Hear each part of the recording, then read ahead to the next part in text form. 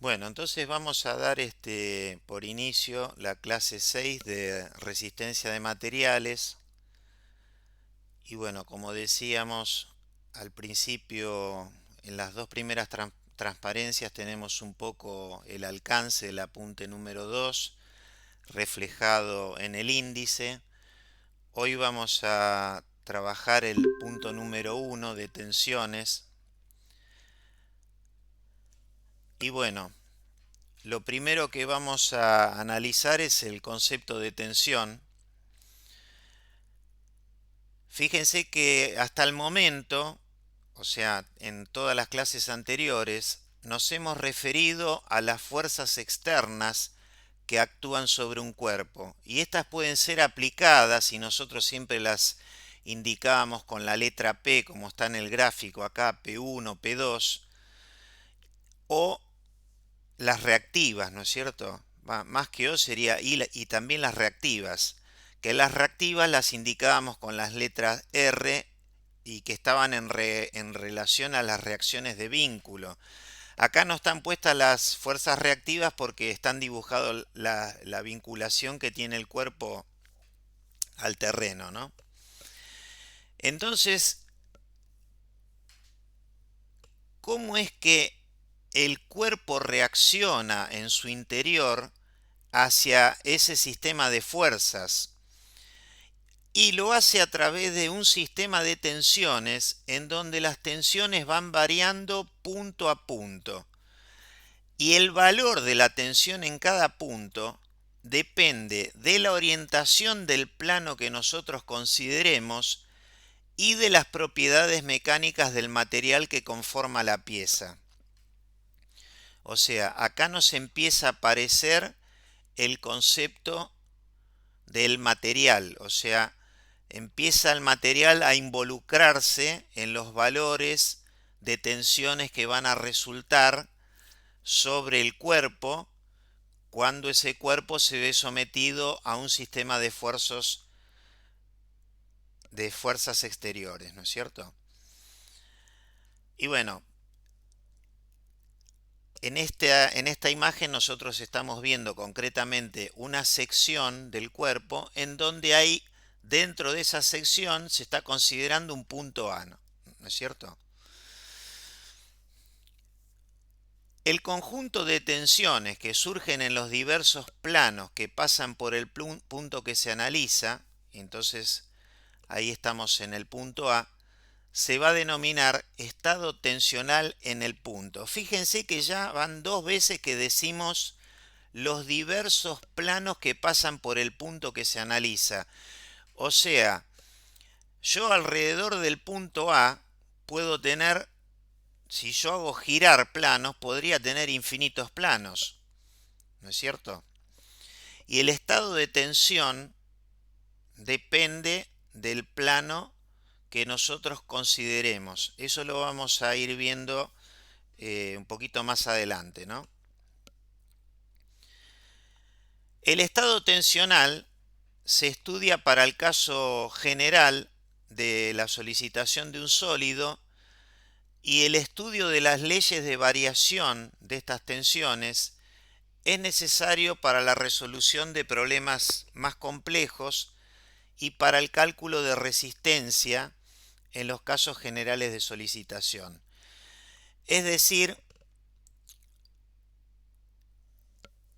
que un cuerpo, va a estar sometido a acción de fuerzas exteriores, el cuerpo internamente va a reaccionar con un sistema de tensiones, y si ese sistema de tensiones en los infinitos puntos que constituyen el cuerpo está por debajo el valor de tensión, si el valor más alto que resulta de esas cargas, el valor de tensión se encuentra por debajo de la tensión de fluencia, el cuerpo en su completitud estará trabajando dentro de la zona elástica, dentro de la zona lineal, ¿correcto? Bueno, si por el contrario hay un punto, normalmente nunca va a ser un punto, hay una zona donde se superan los valores de la tensión de fluencia, bueno, ya en esa zona vamos a tener una deformación plástica y bueno, dependiendo cuánto sea esa deformación plástica, el material podrá entrar en falla, ¿no? O el componente estructural o la estructura podrá entrar en falla. Entonces, eh, vamos a referirnos ahora a lo que se denomina el cubo de tensiones, ¿no?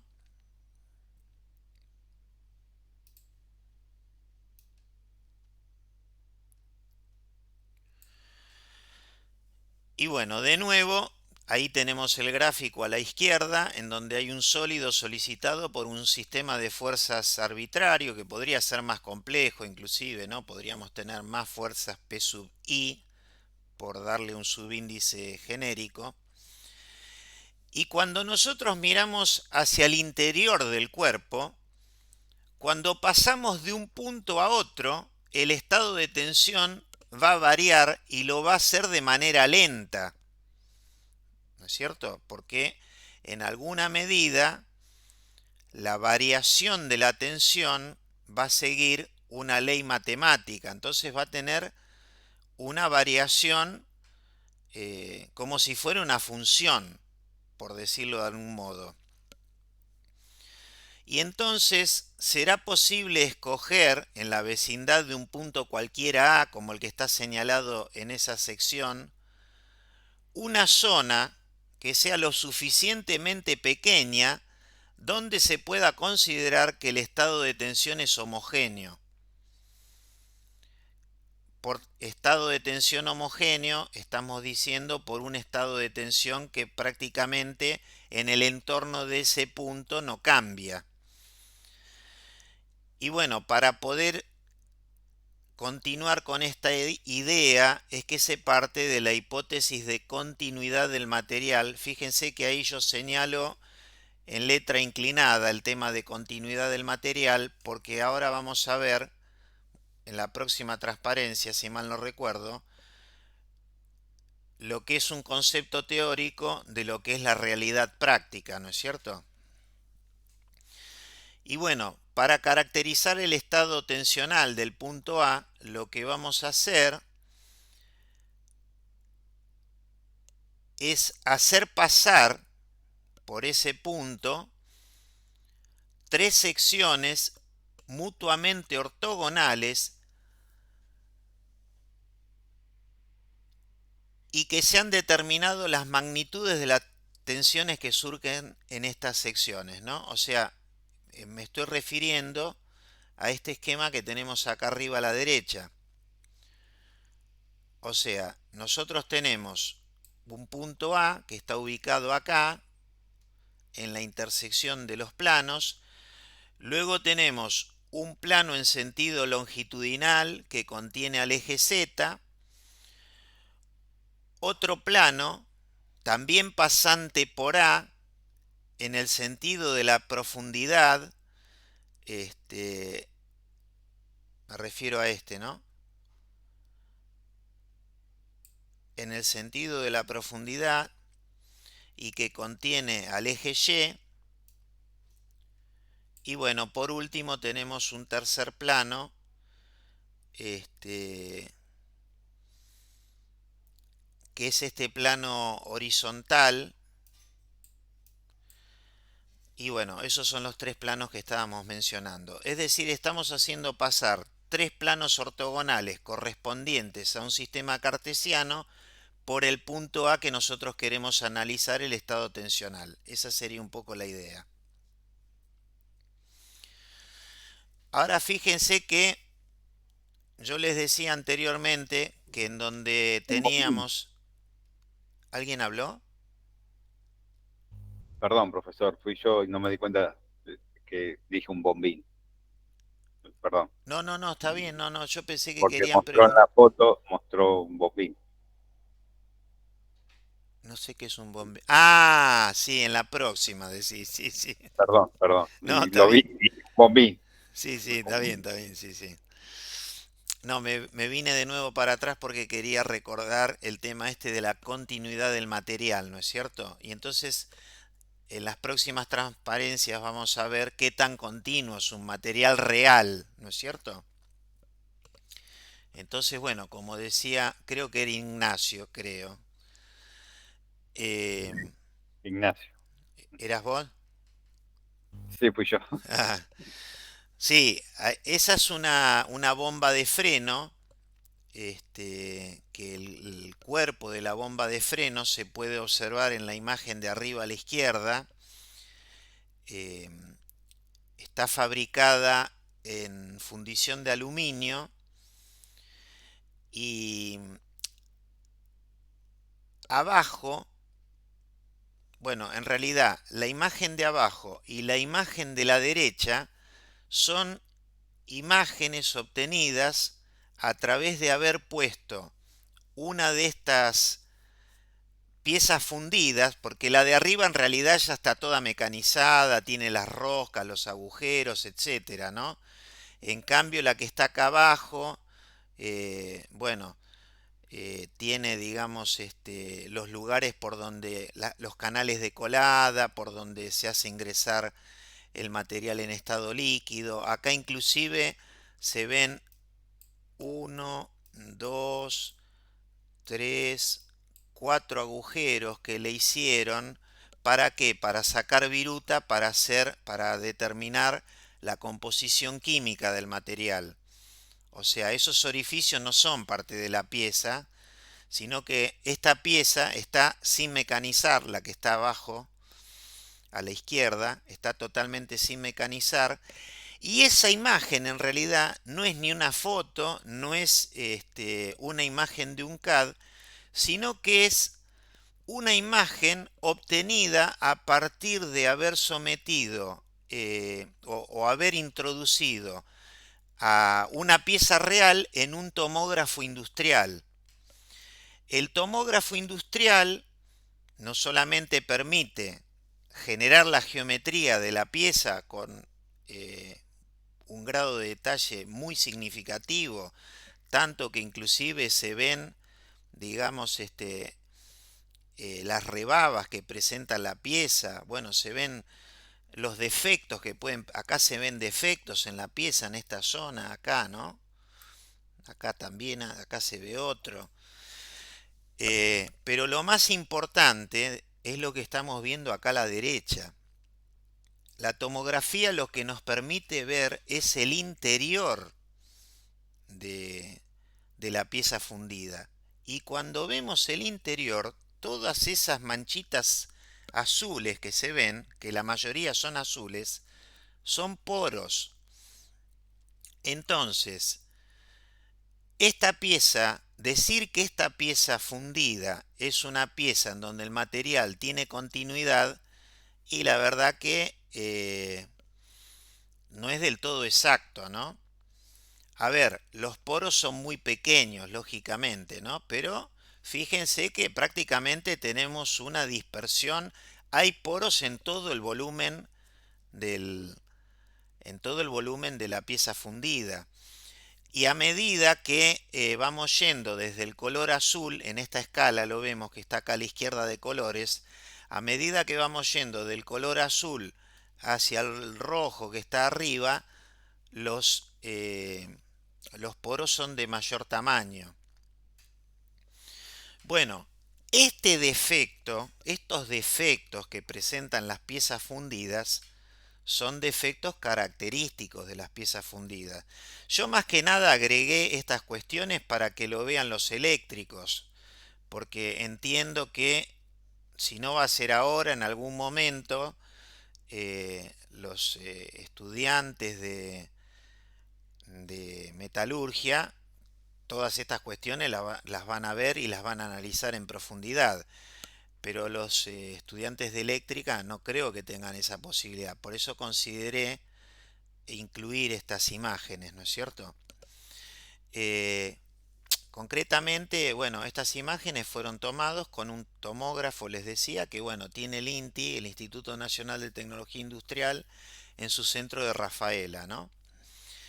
Y bueno, todas las piezas fundidas por el método de fabricación tienen porosidad en su interior.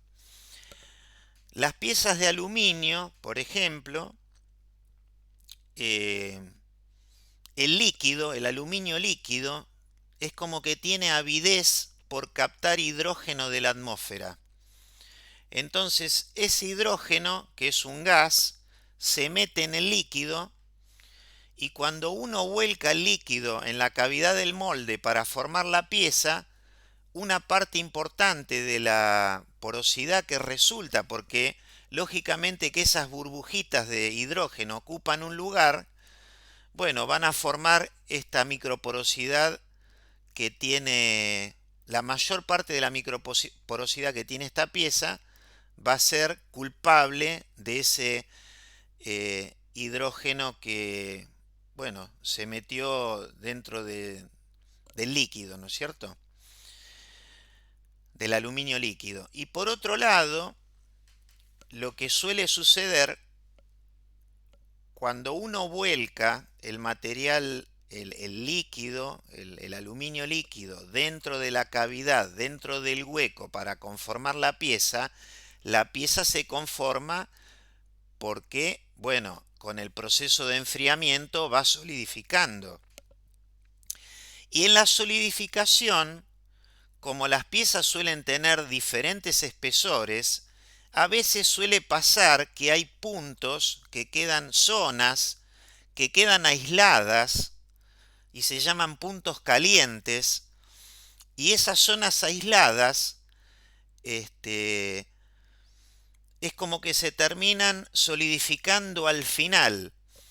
Y claro, como ya no tienen líquido de donde abastecerse, se forman rechupes. Y entonces ahí tenemos poros de mayor tamaño que podrían ser, por ejemplo, los que se ven en la zona inferior, en rojo o en verde, ¿no?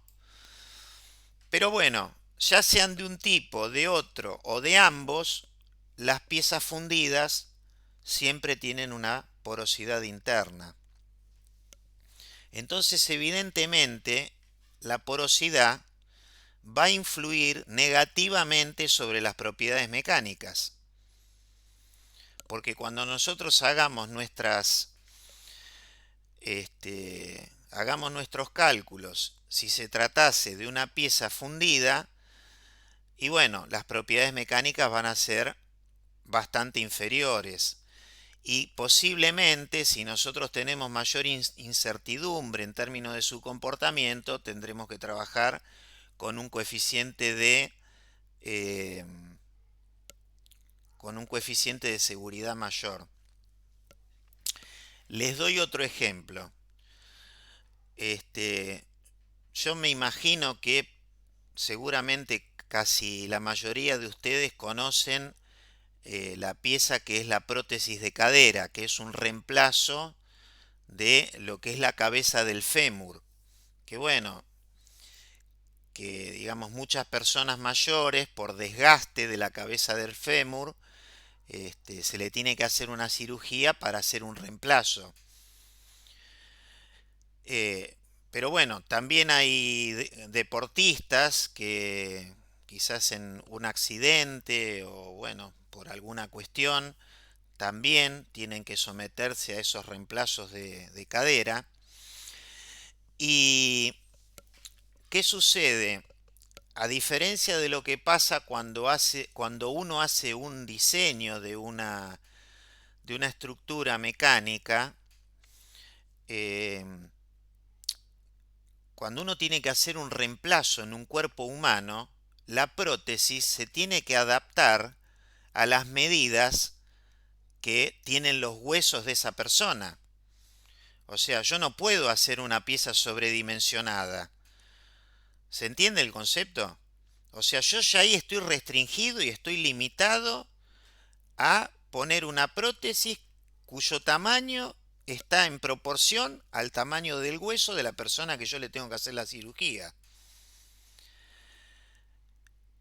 Entonces, está prohibido desde hace tiempo, está prohibido la utilización de prótesis de cadera que sean fabricadas por métodos de fundición, porque sus propiedades mecánicas son muy bajas. Esas prótesis tienen que ser, en todos los casos, prótesis forjadas, en donde las prótesis forjadas no presentan este tipo de defectos e inclusive el forjado le da una compactación mecánica al material que le mejora las propiedades mecánicas. ¿Está bien? Pero bueno, ahí quizás me derivé un poco. La idea era, estábamos teorizando con el tema de la continuidad de los materiales y acá mostrarles que en realidad los materiales no son continuos. ¿Alguna consulta? De mi parte no. Bueno, Está bueno, está interesante lo de que no se hacen por fundición. sí, a veces, bueno, eso no, qué sé yo, no es algo muy conocido, ¿no? Pero bueno, en realidad están prohibidas, ¿no? Yo no quiero decir que en una de esas hay alguna empresa que las comercializa, no, no sé, prohibido está prohibido, no se pueden usar prótesis fundidas. Bueno, ahora fíjense, vamos a ver el tema de la discontinuidad de otra manera, ¿no? Y acá de nuevo quizás, no, quizás no, esta transparencia también la agregué para los eléctricos, porque bueno, los metalúrgicos van a ver metalografías en muchas de las materias que cursen. ¿Qué sucede? Si supónganse que yo tengo la pieza real, ¿no es cierto? Esta pieza que está acá, ¿no? Y esta pieza real la corto con una sierra, por ejemplo, la corto acá al medio y pulo uno de los dos, por ejemplo, me queda esta pieza más chiquita, ¿no es cierto? La de este lado izquierdo. Y pulo el frente de la superficie cortada y le hago un ataque químico. Entonces yo lo que voy a ver es la microestructura del material. O sea, el material tampoco es homogéneo. A ver, ni el material forjado es homogéneo, ni el material laminado es homogéneo. Ningún material es homogéneo. Quizás acá yo quise destacar dos cosas que se ven bien diferenciadas en la imagen de la izquierda y en la imagen de la derecha. La imagen de la izquierda muy probablemente corresponde a un acero de bajo carbono, pero bueno, no importa eso. Yo lo que les quería destacar es que durante el proceso de solidificación la solidificación se va constituyendo en pequeños granos, que esos granos van creciendo hasta que se encuentran con los que lo rodean que están en el mismo proceso y se forma lo que se denomina el borde de grano. Entonces el borde de grano es una discontinuidad. ¿Por qué digo que es una discontinuidad? Porque si nosotros, por ejemplo, fuéramos al laboratorio de la facultad y tomáramos una dureza con un durómetro de baja carga en este grano y tomáramos en este otro que está inmediatamente a su lado, veríamos que los valores no son exactamente iguales. En consecuencia, tampoco desde el punto de vista microestructural podemos hablar de que hay una continuidad en los materiales reales, ¿no es cierto? Y en la imagen de la derecha tenemos lo que se llama una fundición nodular, que la fundición nodular se caracteriza porque, bueno, hay un componente que tiene la fundición, que es el carbono, que solidifica en forma de esferas o de nódulos, que es lo que están indicando, todas esas esferitas que están ahí, esos círculos negros, son nódulos de grafito. Acá de nuevo, si yo vengo y le tomo dureza en esta zona y le meto una dureza encima del nódulo de grafito, y va a haber una diferencia muy importante de dureza. Entonces, lógicamente que la propiedad mecánica que tiene el nódulo de grafito es uno y del material que lo rodea es diferente. En resumen, decirles que los materiales reales no podemos decir que tienen una continuidad matemática en su estado tensional. Es decir, que las tensiones van variando en forma continua según una función matemática, porque lógicamente el borde de grano en alguna medida es una discontinuidad, los distintos componentes microestructurales. Fíjense que acá en la imagen de la izquierda tenemos un componente microestructural que es oscuro y otro componente microestructural que es blanco, claro. Bueno, esos dos componentes microestructurales tienen diferentes propiedades mecánicas.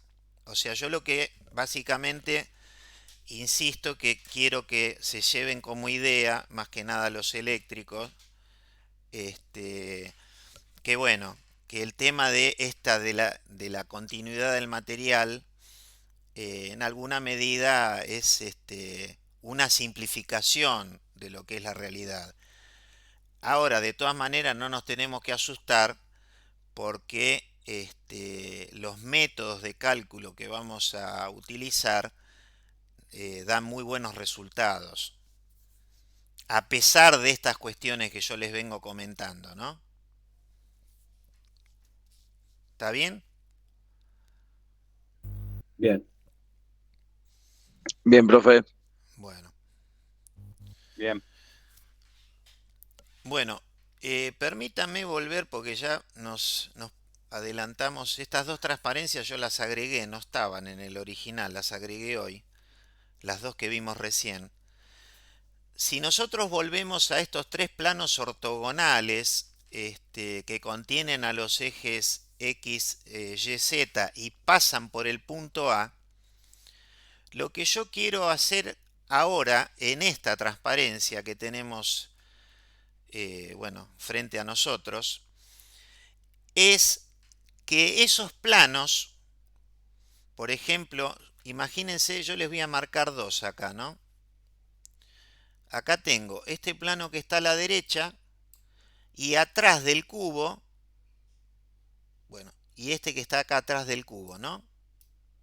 Es decir, esas dos caras paralelas del cubo, la de la derecha y la de la parte de atrás, ¿no? ¿Me entienden lo que estoy queriendo decir?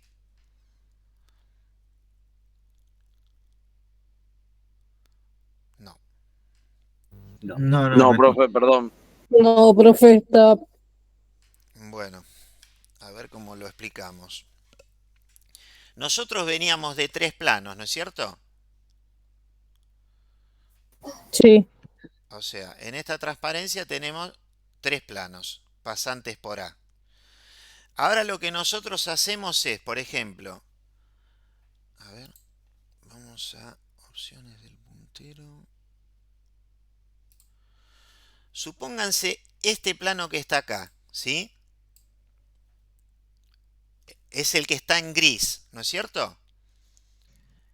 Sí. Ese lo Sí. voy a correr hacia la derecha del punto A, paralelo al que está dibujado, hacia la derecha, pero también lo voy a correr simultáneamente hacia la izquierda, paralelo al gris que está dibujado. ¿Sí? ¿Se entiende la idea? Es decir, Sí. que en vez de tener un plano, tengo dos planos paralelos a ese gris y bueno, que están en el entorno del punto A. Esa es la construcción que yo quiero hacer. Que son estos dos que intenté marcar acá, ¿no?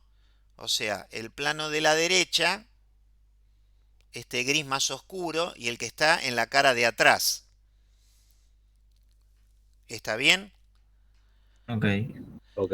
Si yo hago lo mismo en las tres direcciones, que las direcciones son X, Y, Z, voy a haber pasado de tener esos tres planos pasantes por el punto A construir un cubo. ¿Sí? ¿Me siguen? Sí, que contiene el punto A. Que en el interior del cubo voy a tener el punto A.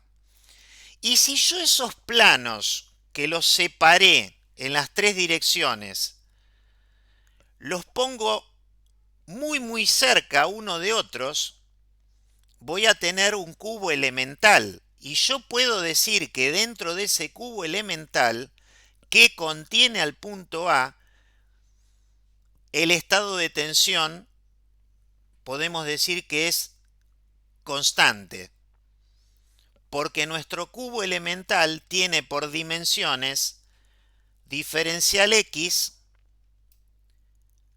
diferencial Y y diferencial Z, que no son otras que las distancias que separé los planos que tenía en la transparencia anterior, aquellos tres planos. ¿Se entendió cómo se hizo la construcción?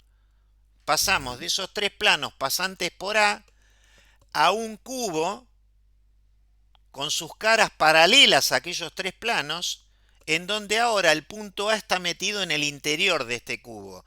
Y este cubo es un cubo infinitesimal. Entonces, si el cubo es infinitesimal, la construcción es exactamente la misma que la anterior. O sea, yo sigo teniendo tres planos. Porque los valores de diferencial X, diferencial Y, diferencial Z son infinitos. Yo los puedo considerar tan pequeños como sea. Y en el límite tengo la misma construcción que la anterior. Pero a mí me va a servir estudiar el estado tensional con un cubo. Por eso vamos al cubo. ¿Correcto? Bien, ok. Sí, profe. Bueno.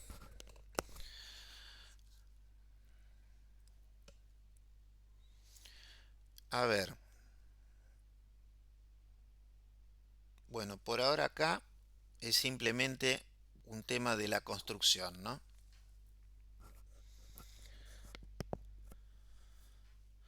Ahora, yo no sé, permítanme, que quiero...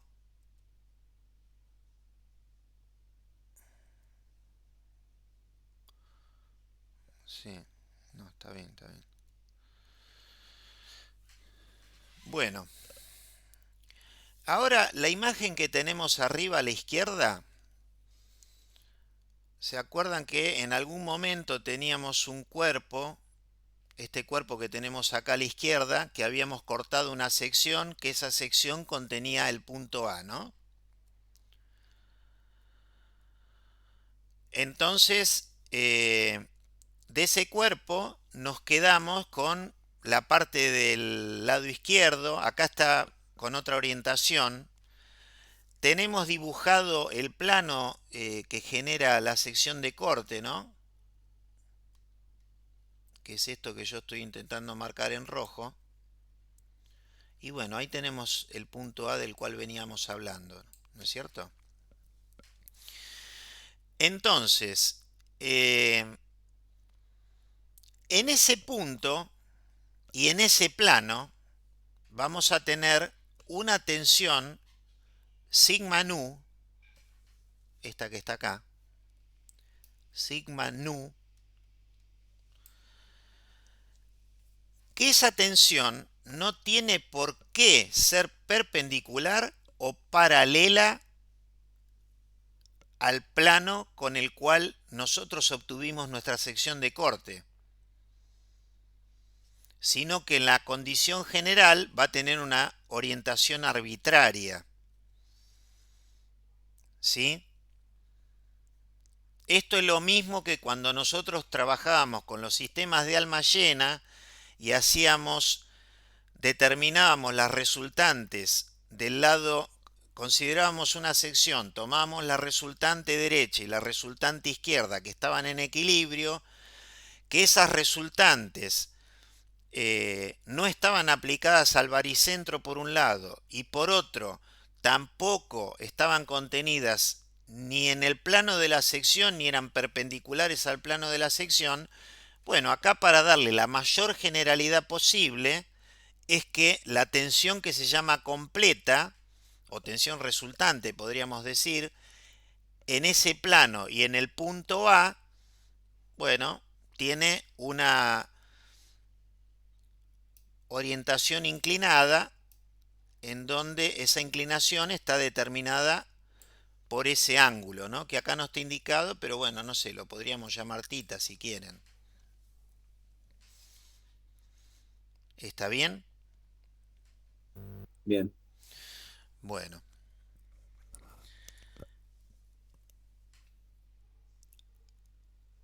Esa tensión completa, nosotros sí la podemos descomponer en una tensión que está contenida en el plano, y esa es la tensión tau, la tensión tangencial,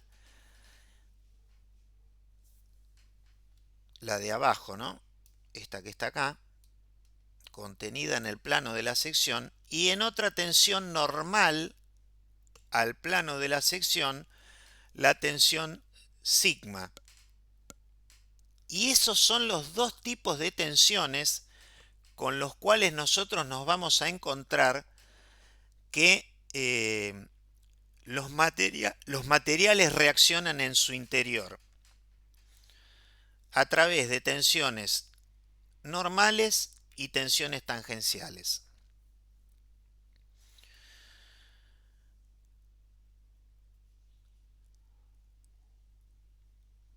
Una cosa que yo no comenté hasta al momento y tiene que ver con el esquema que está acá a la derecha, es que si nosotros en el punto A, por ejemplo, acá vamos a suponer que ahí estuviese el punto A, si en el punto A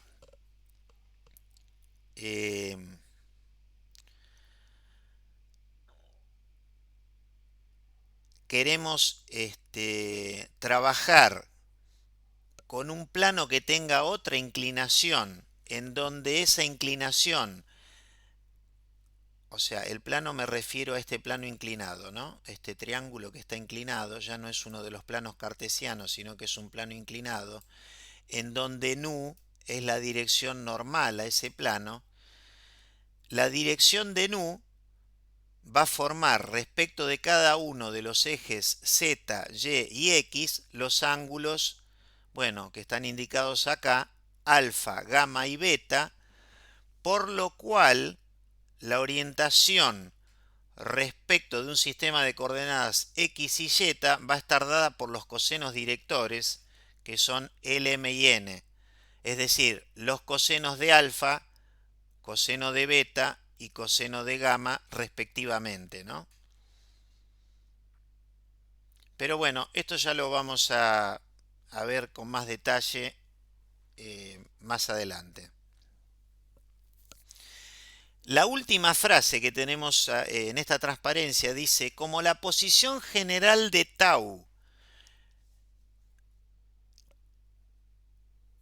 lo habitual es que no sea paralela a alguno de los ejes cartesianos de la sección, es que siempre va a ser siempre se va a poder descomponerla en dos direcciones, por lo cual van a ver que nos van a aparecer en los planos dos tensiones tangenciales que son perpendiculares entre sí y una tensión normal.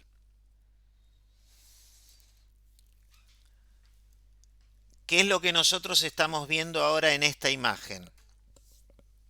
Un recordatorio que, bueno, nosotros esto lo hemos comentado en clases anteriores, pero que tiene que ver con la unidad de las tensiones. Las tensiones, a diferencia de las fuerzas, las unidades tanto de las tensiones normales como de las tensiones tangenciales son Newton por metro cuadrado, Pascal, ¿no?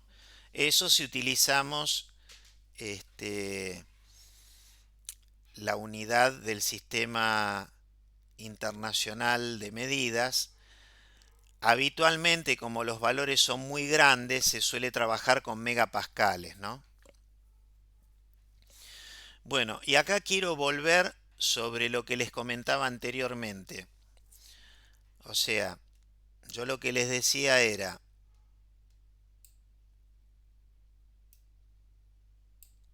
que nosotros vamos a tener una tensión tau, por ejemplo, en la cara superior vamos a tener esa tensión tangencial tau, que va a tener cualquier inclinación, y para darle un carácter más general, lo que se hace es descomponer esa tensión tangencial en dos componentes que sean paralelas a los ejes cartesianos y que como resultado de la descomposición vamos a tener dos tensiones que van a ser también a su vez perpendiculares entre sí.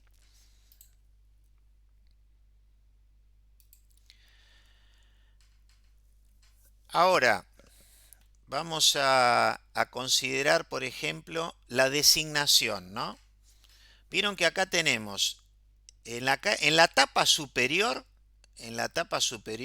del cubo, la tapa superior es la que tiene estos vértices. Acá tenemos tres tensiones, ¿no? Tenemos una tensión normal, sigma z, y tenemos dos tensiones tangenciales, tau zx y tau zi. ¿Por qué se las designa de esa manera? Para la tensión normal es muy fácil. Las tensiones normales llevan un solo subíndice, ¿sí? Y el subíndice corresponde al del eje al cual es paralela. Entonces, esta tensión sigma es paralela al eje z, entonces se va a llamar sigma z. Esta sigma que tenemos en esta otra cara es paralela al eje y, se va a llamar sigma y. Y esta sigma que tenemos en esta cara frontal, en esta tapa frontal del cubo, es paralela al eje x, se va a llamar sigma x. Entonces, de nuevo, las tensiones normales van a tener un solo subíndice y ese subíndice va a corresponder al eje x, y o z según al cual resulte paralela. ¿Correcto? Bien. Perfecto. Bueno. Con las tensiones tangenciales se complica un poco, porque las tensiones tangenciales llevan dos subíndices. Dos subíndices llevan. Entonces, vamos a analizar de nuevo la tapa superior del cubo que tiene estos vértices, ¿no?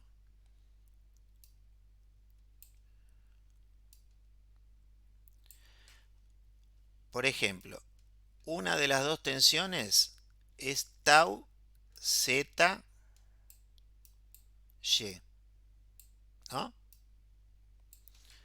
Que es esta que está acá. Bueno, el primer subíndice lo que me está diciendo es que el plano en el cual está aplicada esta tensión tangencial es perpendicular al eje z. O sea, la tapa superior del cubo es perpendicular al eje z. ¿Lo ven? Sí. Y el segundo subíndice nos dice que esa tensión tau zy, Paralela al eje Y. es paralela al eje Y, correcto. Entonces, evidentemente, paralela al eje Y.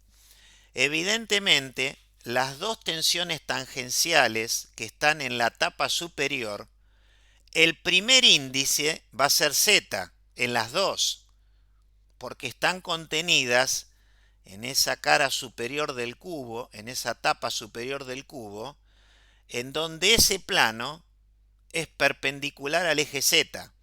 Entonces, la tensión, tanto la tau ZI como la tau ZX, su primer subíndice va a ser la letra Z.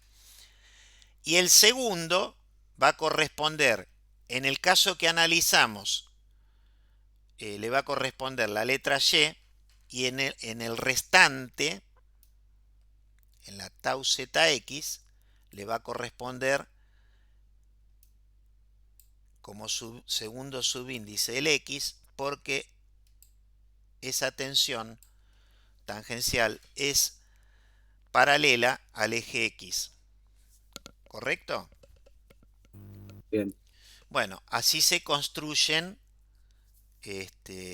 las designaciones de todas las tensiones, las tres normales. ¿Y cuántas tangenciales tenemos ahí en el cubo? El doble, 6. 6 tenemos, muy bien. Muy bien. Bueno, seguimos. ¿Alguna consulta? No, por ahora, profe. Bueno, fíjense una cosa. Ese cubo, ¿no es cierto? Ese cubo elemental. O sea, cualquier punto del interior de un componente estructural que está sujeto a cargas exteriores, ¿está en equilibrio o no está en equilibrio?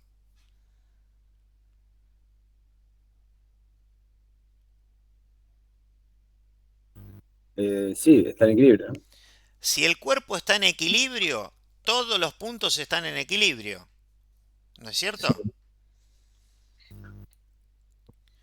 Y nosotros, este sistema de tensiones que tenemos dibujado en este cubo, en realidad, no está en equilibrio. Porque para estar en equilibrio, por ejemplo, vamos a considerar esta cara del costado, ¿no? ¿Qué tengo aplicada sobre esta cara del costado? Si ustedes me pueden leer las tensiones, a ver. No llegamos a verla, pero tenés Ah, una normal que va a ser paralela ahí, por lo sigma tanto se Y, va. muy bien. Claro. Y, y después tenemos las tangenciales. Sí, que las tangenciales, fíjense, están, esa cara del cubo es perpendicular al eje Y, con lo Sí. cual el primer subíndice de ambas tangenciales va a ser Y. Tau sub Y, la que está vertical, la que apunta hacia arriba, esta va a ser tau YZ, y esta que apunta hacia acá, X. X, ¿correcto? Entonces, esas tensiones están equilibradas por alguna otra. Yo no los quiero marear. Yo les digo que no.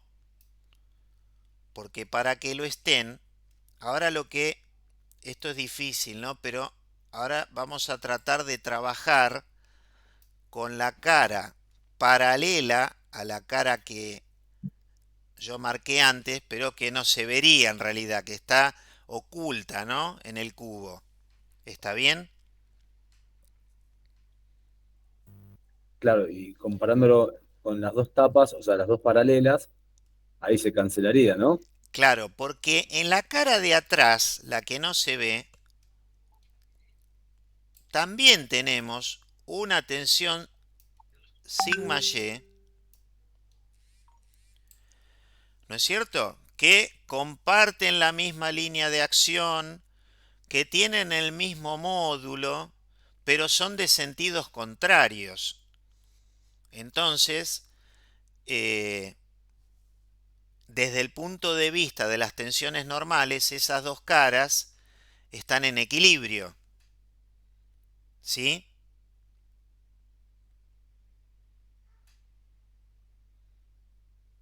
O sea, todo este cubo elemental que es representativo de un punto A, que es interior a un cuerpo sometido a fuerzas y ese cuerpo se encuentra en equilibrio, evidentemente que ese punto A representado por este cubo tiene que estar en equilibrio. Para que esté en equilibrio, yo tengo que tener un estado de tensión en las seis, tengo que tener un estado de tensión en las seis caras que me genere que el estado de tensión sobre ese cubo me dé un equilibrio del cubo, porque si no, ese punto se estaría moviendo o estaría rotando. ¿Está bien? Bien. Ahora, una cosa que ya nosotros podríamos decir es, fíjense que las tensiones sigma y, ¿qué tienden a hacer con las dos caras del cubo, esas dos caras paralelas? ¿Las tiende a separar o a juntar? A No, separar. separado. A separar. Como las tiende a separar, decimos que la tensión sigma y es una tensión de tracción. ¿Está bien? Si tuvieran sentido contrario, si esta sigma y en vez de ser la flechita para este lado estuviera para adentro, bueno, lógicamente que acá hubiese sido así, y ahí que hubiéramos tenido. Un desplazamiento. No, tendríamos compresión. Ah, bien. Simplemente lo que hice fue cambiar el sentido de las tensiones sigma y, ¿no? O traccionan o comprimen, no hay otra posibilidad.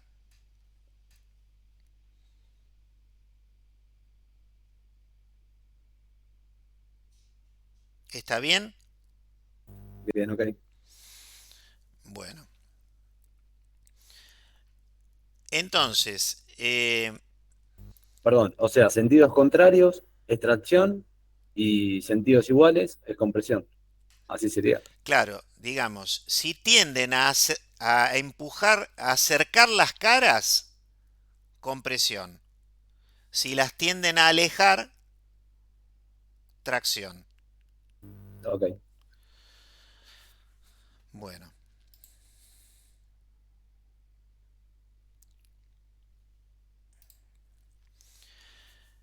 Ahora, ¿qué pasa con las tensiones tangenciales? Las tensiones tangenciales, ¿a ustedes qué les parece? ¿Qué tienden a hacer?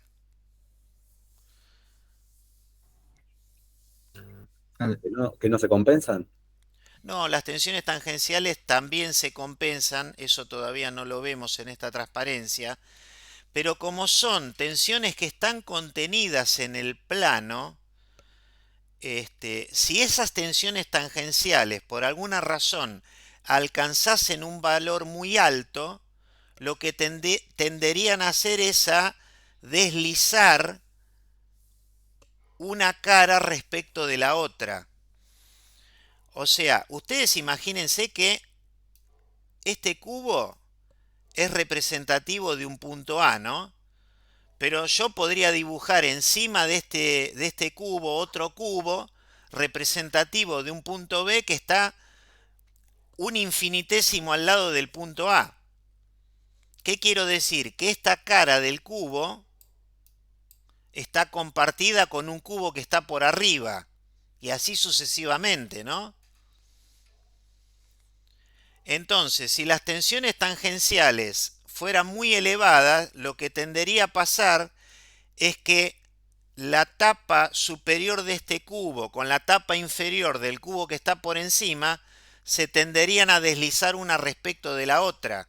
Y entonces por eso se habla de que las tensiones tangenciales generan cizalladura o corte, separación de secciones.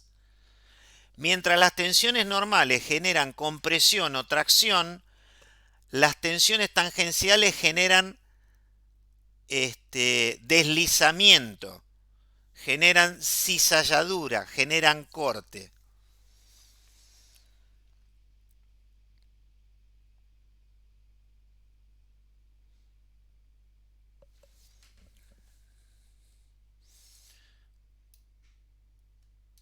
yo lo que les quiero decir es algo así, ¿no? Vamos a suponer que yo... Ay, no, esto es un desastre. Me cuesta mucho dibujar acá. Ah, encima no me borra. Bueno.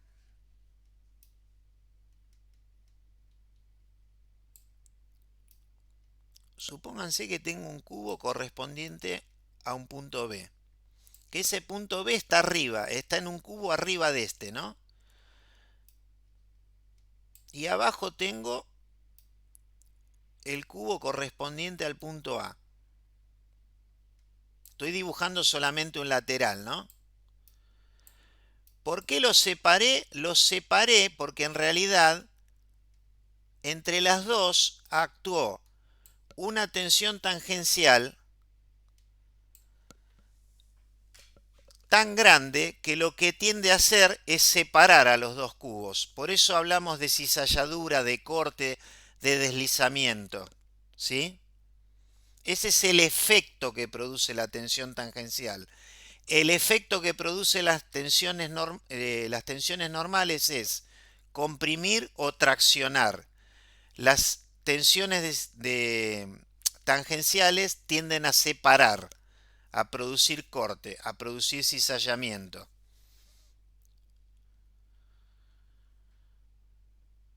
Bien, ok. Bueno. Bueno, las últimas tres ideas refieren a los signos, que bueno, por ahora no es algo que sea muy importante, pero dice que las tensiones normales cuando son de tracción las vamos a considerar positivas.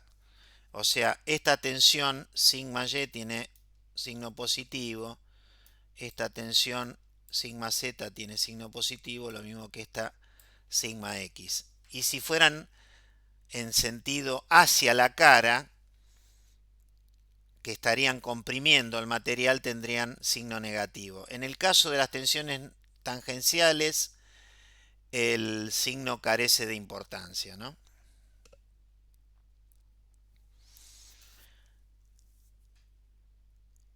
Bueno, volviendo al tema del equilibrio de este cubo elemental, acá en la primera idea nos dice que en las caras que no se ven, que son las que están del lado de atrás, el cubo tiene 6 caras, lógicamente, en las 3 caras que no se ven, las tensiones, también hay tensiones aplicadas sobre esas caras, son iguales a las que nosotros estamos viendo, pero de sentido contrario.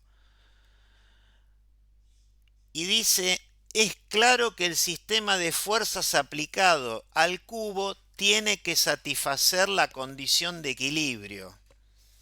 Alguno me podría decir, pero Daniel, ¿cómo? Nos hablas de tensión y acá dice fuerzas, ¿no? Bueno, un poquito más adelante vamos a despejar esta duda. Bueno, como en las caras ocultas aparecen fuerzas de signo opuesto, las primeras 3 condiciones de equilibrio, que tienen que ver con la sumatoria de fuerzas en X, en Y y en Z, porque estamos trabajando en 3 dimensiones, son iguales a 0, ¿no? Fíjense por qué hablamos de fuerza. Nosotros tenemos en esta cara que está acá, ¿no? Que yo les marco la del costado.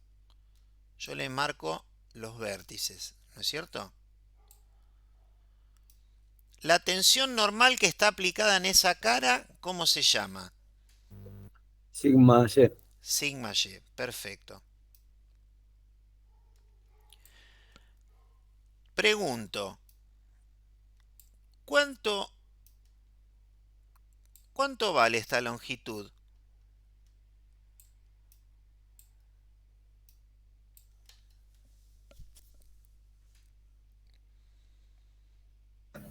¿Cuál, profe, perdón? La que marqué en rojo ahí. Bueno, espera que lo hago otra vez porque...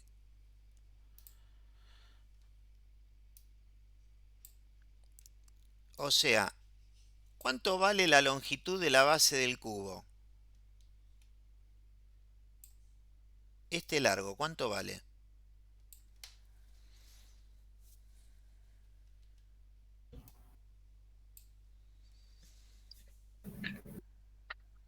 Y según si tengo el volumen, lo puedo calcular, tratar de Acuérdense que desprender de ahí, nosotros ¿no? estamos Como es un trabajando. cubo, va a valer lo mismo que todo.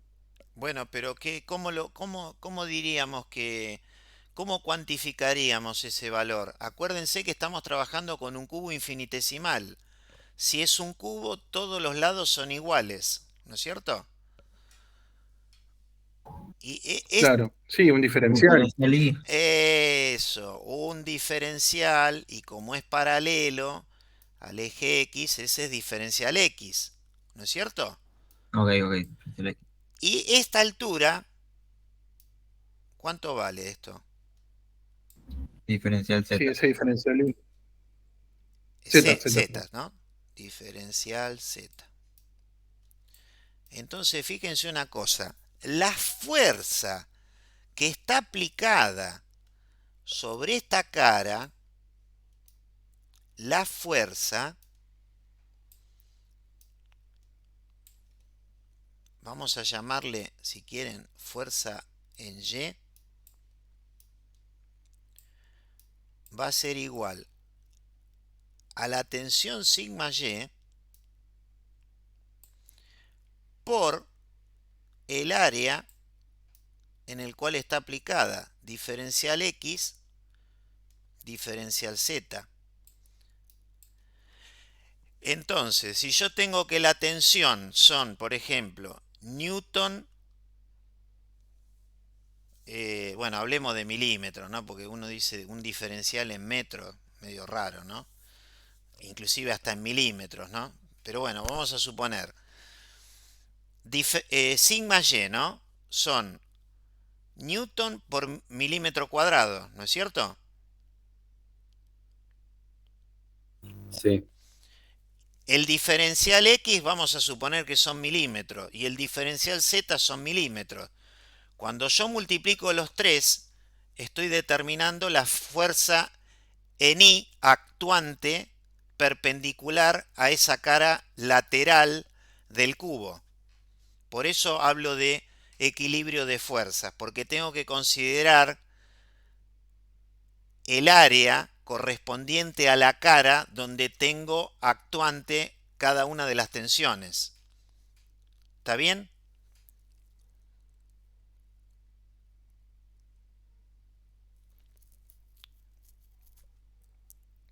bien, ok. O sea, del otro lado, evidentemente, que yo les decía, en la cara de atrás voy a tener una sigma Y que comparte la línea de acción, que tiene sentido contrario y que tiene el mismo módulo, y que cuando yo hago la sumatoria de fuerzas, yo hago sumatoria de fuerzas en el eje Y, que yo Soy sé igual a que cero. está en equilibrio, va a tener que ser igual a cero. Y bueno, lo que voy a hacer justamente es, si esta es positiva, voy a hacer sigma Y por diferencial X, diferencial Z, y como esta está apuntando hacia el otro lado, menos sigma Y por lo mismo, ¿no? Diferencial X, diferencial Z. Entonces, lógicamente que se cancelan y estamos en equilibrio en términos de tensiones normales en el eje Y. Lo mismo sucede en los otros tres ejes, en los otros dos ejes. Pero por ahora solamente nos referimos al equilibrio de las tensiones normales. No hablamos de las tensiones tangenciales. ¿Está bien? Bien. Bueno. Entonces, vamos a ver el equilibrio de las tensiones tangenciales, ¿no es cierto? Supónganse, esto es una suposición, ¿eh? Vamos a suponer que esta tensión tangencial no existe y todo esto no existe, ¿no? Inclusive la sigma Z esta tampoco. esta tensión tangencial, vamos a suponer que lo único que hay es esta tensión tangencial, ¿no? Va a tender a hacer ¿qué cosa con el cubo? Que desplace. A nivel infinitesimal uno ve un desplazamiento, pero bueno, si hubiera, digamos, algún punto a través del cual pudiese girar, es como que el cubo podría estar sometido a una rotación infinitesimal, ¿no es cierto? Sí. Bien. Bueno. Entonces, vamos a considerar, por ejemplo, acá dice el eje X, ¿no? Una rotación alrededor del eje X. Entonces, ¿cuáles son las tensiones tangenciales que me pueden producir una rotación alrededor del eje X?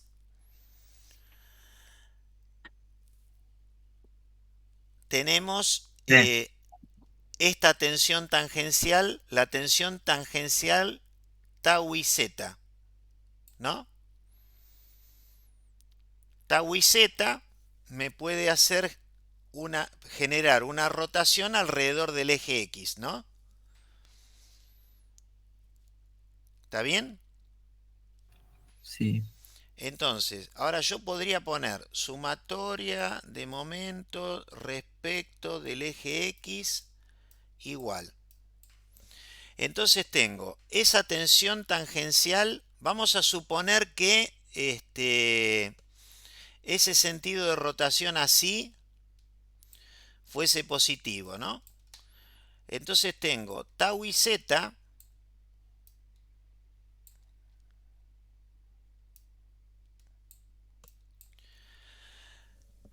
Tau y z es una tensión, tengo que convertirlo en una fuerza. Esa tensión tau y z está aplicada en esta cara del cubo. Que esa cara del cubo tiene ¿qué área?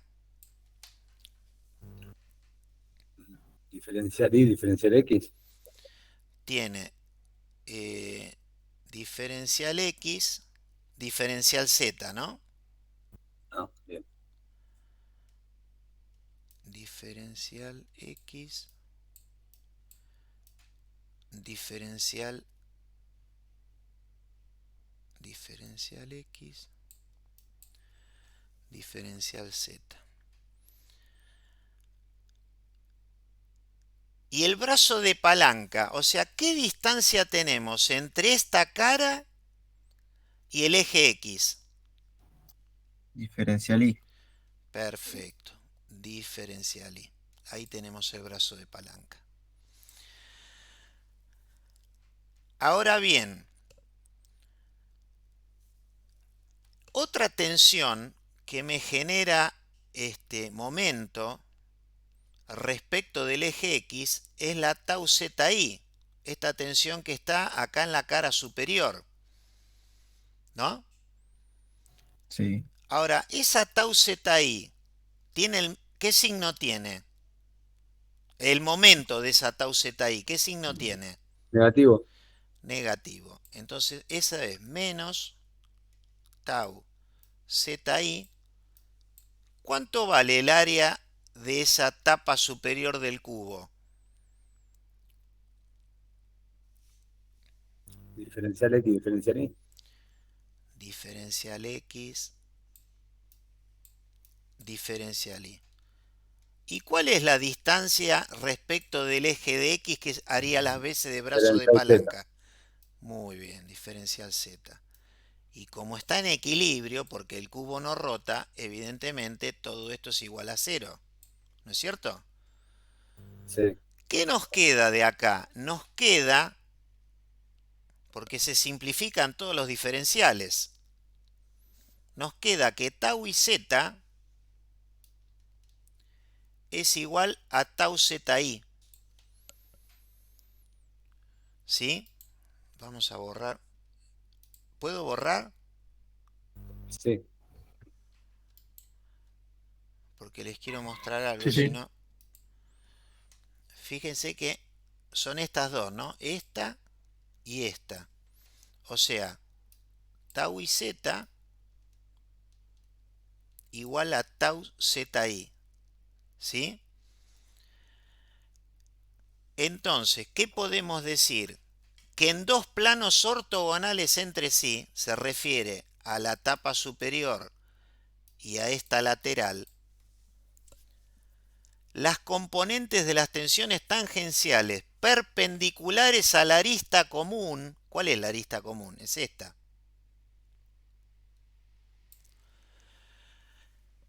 Las componentes de las tensiones tangenciales perpendiculares a la arista común son iguales.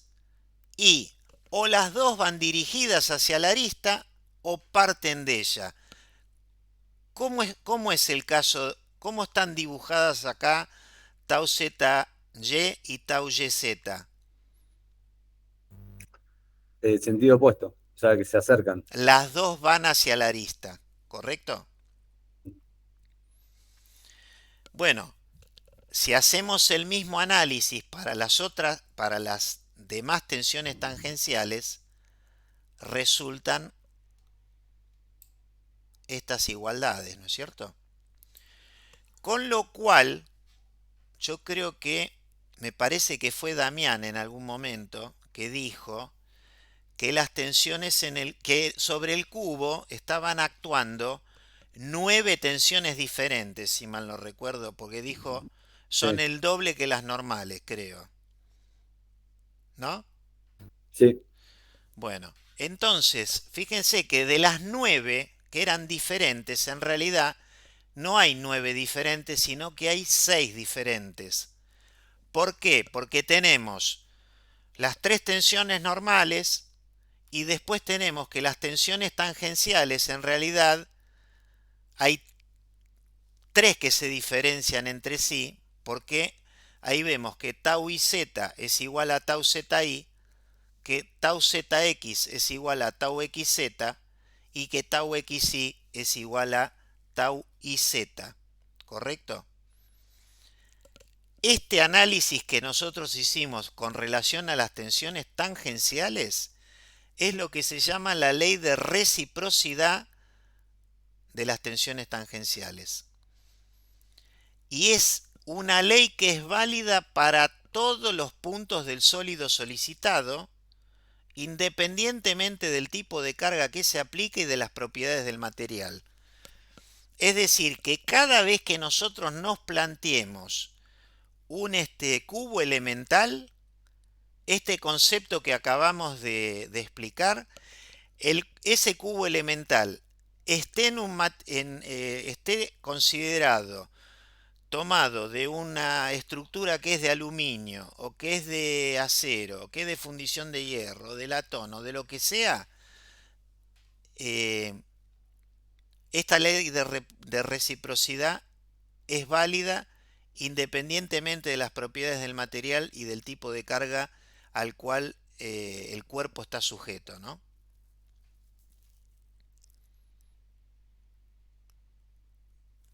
¿Correcto? bien. Bueno, Profe, sí, a mí me quedó una duda con los diferenciales del área del momento. sí. Dijimos que el momento en la cara, en el eje Y es... Déjame que escriba una cosita y ahora me Dale, decís, mira, déjame que, suponete, ¿no? La base del frente acá, ¿cuánto sería esto? diferencial Y, Bien, diferencial Z. este de acá es diferencial Z, Sí, correctísimo. Y lógicamente, este de acá va a ser diferencial X, ¿no es cierto? Entonces, vos recordarás, viste que nosotros estuvimos trabajando con esta cara, ¿no? Tuvimos con sí, esta, por el tema de los momentos, digo, ¿eh? Tuvimos con esta y con la superior y con esta,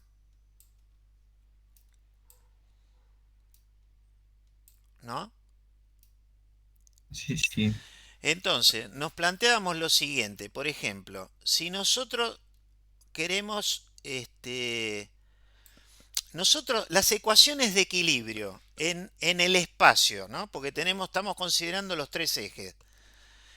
Nosotros tenemos que tener un equilibrio en términos de desplazamiento y un equilibrio en términos de rotación.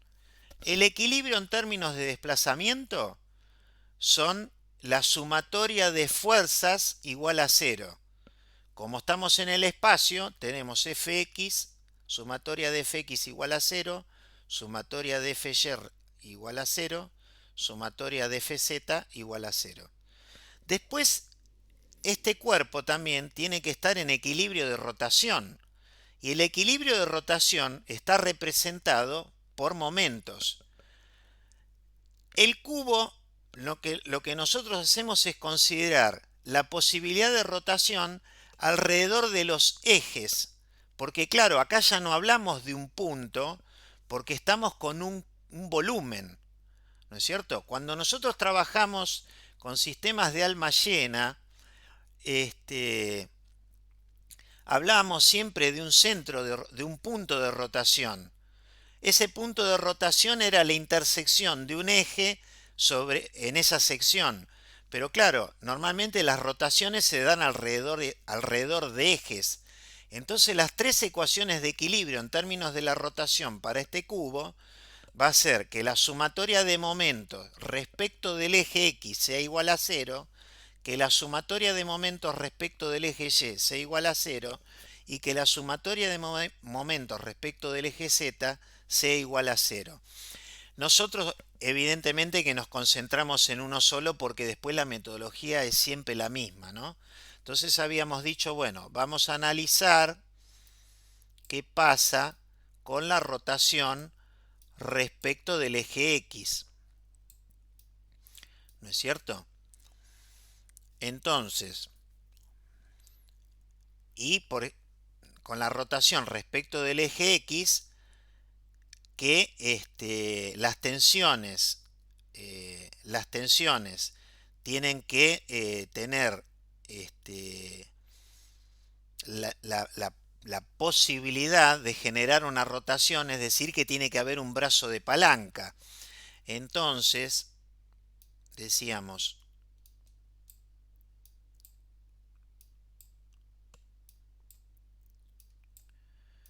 que por ejemplo, vamos a suponer que yo estoy, digamos, extendiendo la línea de aplicación de la tau y z, de esta, ¿no? ¿Para qué? Para cortar este plano. Entonces, bueno, yo voy a tener un brazo de palanca, que ese brazo de palanca va a estar dado por el diferencial de Y. Entonces, esta tensión tangencial, tau y z,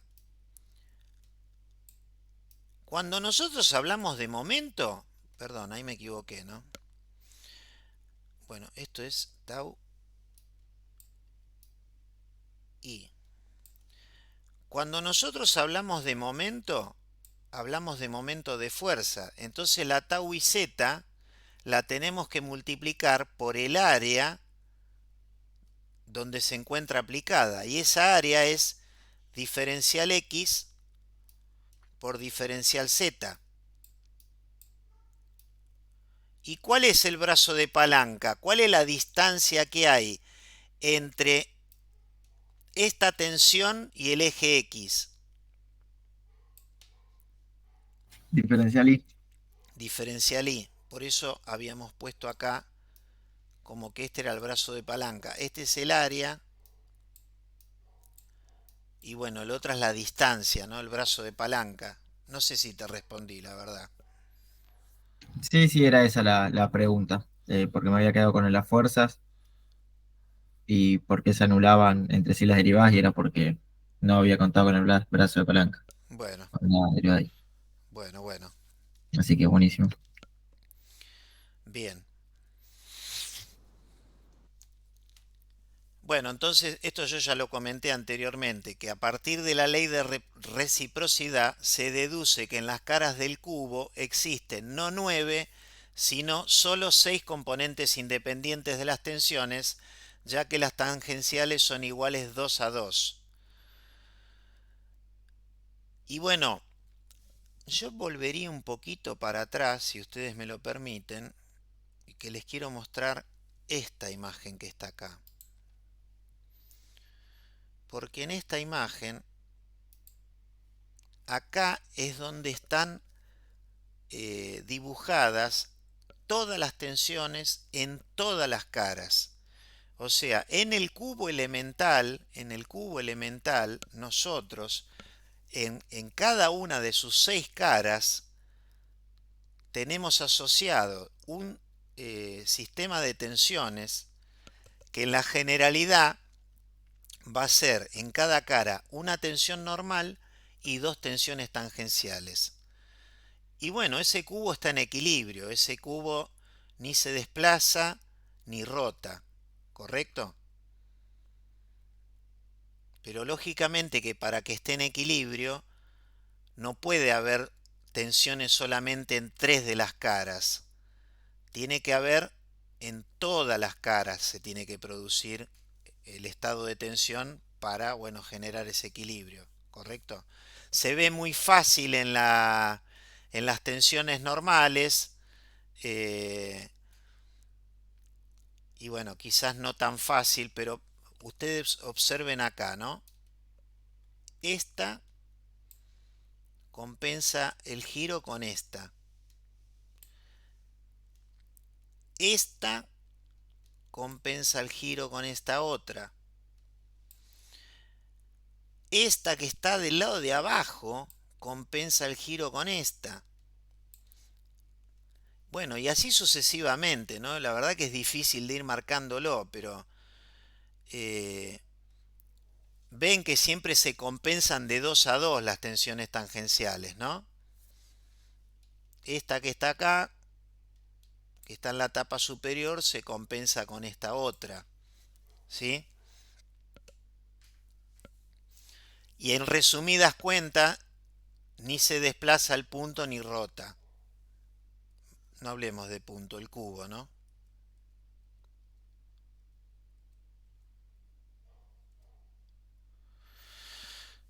Bueno, ahora, ¿qué sucede? Fíjense qué interesante esta situación. Nosotros decimos que podemos tener sobre un cubo elemental 6 tensiones diferentes, ¿no? Pero vamos a ver que es posible que todas esas tensiones sean reducidas, pueden ser reducidas a solamente 3 si las direcciones de los planos considerados son las principales y se las designa de manera universal como tensiones sigma 1, sigma 2 y sigma 3. Entonces, las tensiones principales son aquellas tensiones normales que aparecen en planos donde no hay tensiones tangenciales, donde no hay corte. Muy a menudo es necesario conocer el valor de estas tensiones principales, y una idea importante que ahora, bueno, simplemente la vamos a mencionar, pero cuando veamos el círculo de Mohr va a quedar muy claro. Una idea importante con relación a las tensiones principales es que 2 de las 3 tensiones principales son las tensiones actuante mayor, la sigma 1, y menor en un punto. Fíjense que hablo de un punto, ¿no? Y ocurriendo en direcciones mutuamente perpendiculares entre sí. Por ahora, quedémonos con esa idea.